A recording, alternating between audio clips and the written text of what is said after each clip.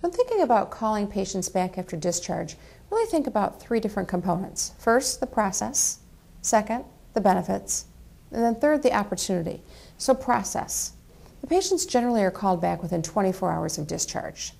Now, who should make that call? It could be a clinical or a non-clinical staff, but either way, it needs to be scripted so that it's a consistent approach.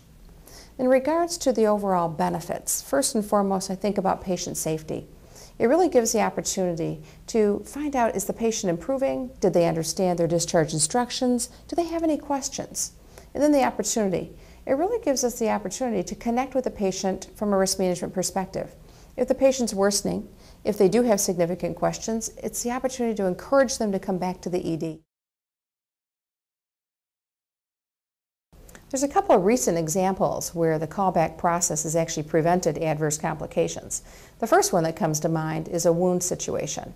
A young mother was called back by a clinician asking how her child was doing following a dog bite wound. Well, she described it as really red around the perimeter, oozing, and that her child was really complaining that it hurt a lot. Those were clear signs that the patient needed to be looked at. Mom was encouraged to bring the child back, which she did, and that wound was further infected, requiring more care. Another one that comes to mind that happened recently was another child. This was a child that was discharged with abdominal pain. All the diagnostic tests were performed and really nothing came clear. So when the child was discharged, the etiology of the pain was not known. During the callback discussion, the mom talked about how the only time the child was really comfortable was shortly after receiving narcotics. 12 to 24 hours after discharge, that really should be subsiding if there isn't a condition that should be further looked at. Mom did bring back the child into the ED, and appendicitis was now clear. Some of the things to keep in mind in designing a callback system for patients who are discharged from the emergency department are to keep the process very simple and straightforward.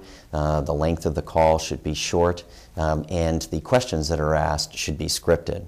Ideally, you would love to have somebody who is talking with the patient who has medical knowledge, but that's not always the case. And we certainly have seen great callback systems where the provider does not have medical knowledge.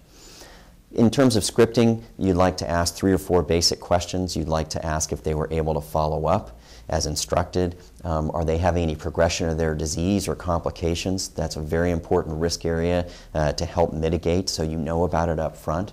The third area is if we could have done anything better. I think both the hospitals and providers all see callback systems as a great way to get patient satisfaction and feedback information. And the last is to make sure that any of the questions that they have are properly answered.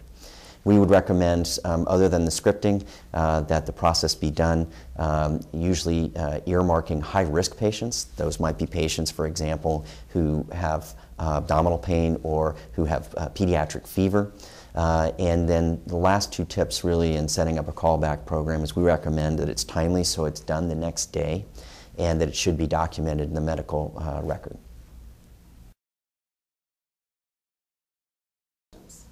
Some of the risk management lessons that we've learned from the establishment of callback systems are you're really closing what we call the risk circle, if you will.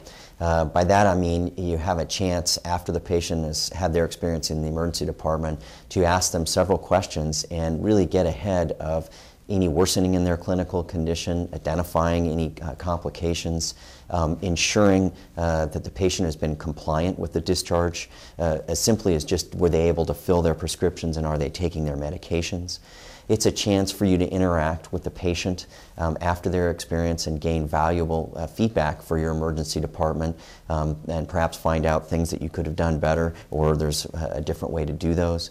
It's also an opportunity really to engage personally with the patient and to let them know that you care and that you're there for them.